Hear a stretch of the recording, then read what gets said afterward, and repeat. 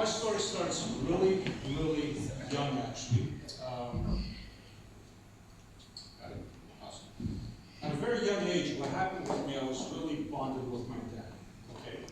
I mean, really bonded. And at the age of 11, he got really, really sick with cancer, lung cancer. So he flew me from Canada to Greece to go to Greek school. And that was traumatizing for me. That was really, really scary because what happened in Greek school, I really didn't know the language. Even though my mother was Greek, my father was Greek, he sent me to Greek school here, right?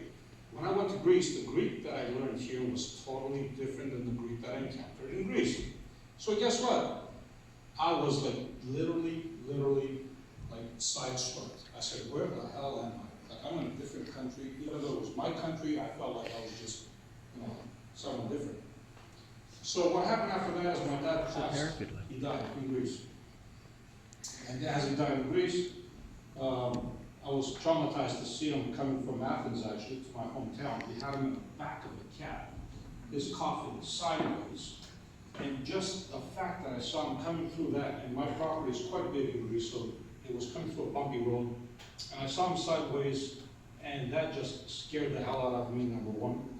Number two, having seen him after he opened up the casket and all that, in Greece they have this weird way of, you just put cotton in somebody's mouth, right? So that freaking scared the crap out of me, I remember.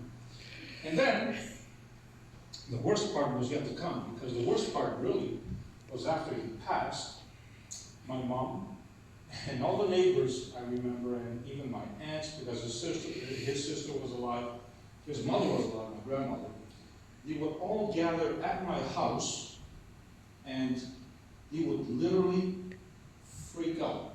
The actual funeral was traumatizing to me because they were all pulling their hair, banging their heads on the casket, just crazy stuff. I'm sure you're aware of it because Thomas is Greek, so he knows exactly what I'm talking about here.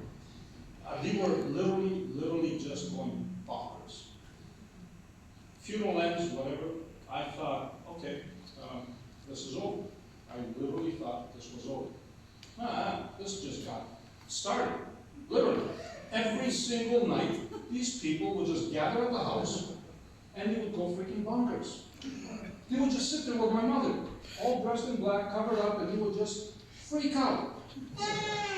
They're crying lady. Crying. They would go to the cemetery, they would be doing the same thing. They would be freaking out. And I'm saying, I need help. I need to get out of here. Even when I was at school, my school was actually right across from my house, so I could see my mother from the backyard, literally from the backyard of the school. I could see my mother, right? And she would still be banging her head. I'm going, this is crazy. Where the hell am I? So my mother's solution, what was it? I got to take care of my son. Awesome. She sends me to summer camp. Summer camp, about an hour away from my hometown. Beautiful area around mountains, right by the sea. But for me, it was a problem because I was connected with my dad.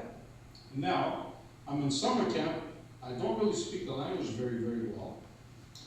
I can't really go anywhere because it's just surrounded by mountains, like literally. And then when it was nightfall and dark, like I would see the mountains. It was just pitch dark.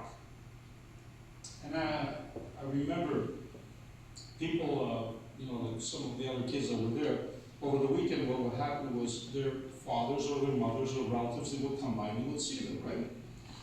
And I would be waiting every weekend to see if my mother would show up. She never did. Right? I get it. She wanted me to, she was grieving. She wanted, to be on my own. And she kind of figured that, it would do me good. But in reality, it'd be bad. It didn't do me good. And I remember looking at those mountains in the middle of the night and thinking, I need to leave from here. And I'm thinking of escaping. Who on the right mind would escape from a camp? It's a beautiful freaking camp. You're on the sea, Greek sea, paradise. But yet, I'm thinking, no, I gotta escape, I gotta go home. Because in my mind, I gotta see what my mother was doing. Why? Because I thought, since I lost my father, I didn't want to lose my mother. Right? It was that kind of a connection. So yeah, not only was I scared, but I was traumatized. And I remember when I finally, it was like for 21 days, bus came, he took us back home. And I remember having a little suitcase that my mother gave me. I had it on my shoulder, and I'm walking in my hometown, just walking down this little dirt road, just walking. And this cab driver sees me, and he pulls on the side of the road, and he says, "Hey son, do you want me to take you home?" And I said, "No." He says, "Listen, I know your father very, very well, right? We grew up together. He actually happened to be one of my father's friends after he got passed. And he saw me and he recognized me. And he says, listen, I can take you home. You don't need, it's in the middle of the summer, 12 o'clock, lunchtime, like it was just, a lot of heat. Right? It was probably 40 plus in Greece. I mean, you know how it is. He says, it's extremely hot. You're carrying a lot of weight. Why don't you just put the bag in the car and I'll take you home, right? I'm not going to charge you for it, just I'm going to take you home." And I looked at him and I said, "No, I'm not doing that." He says, "Why aren't you doing that?" He says, "Because my father always told me not to take a ride with strangers." I said, "But I'm not a stranger." I said, "Well, to me you are." Right? And that's the story that I had. Finally, after I dropped off, I went home, and one time my mom had to use a cab, and he happened to be the cab driver, and he told her the story.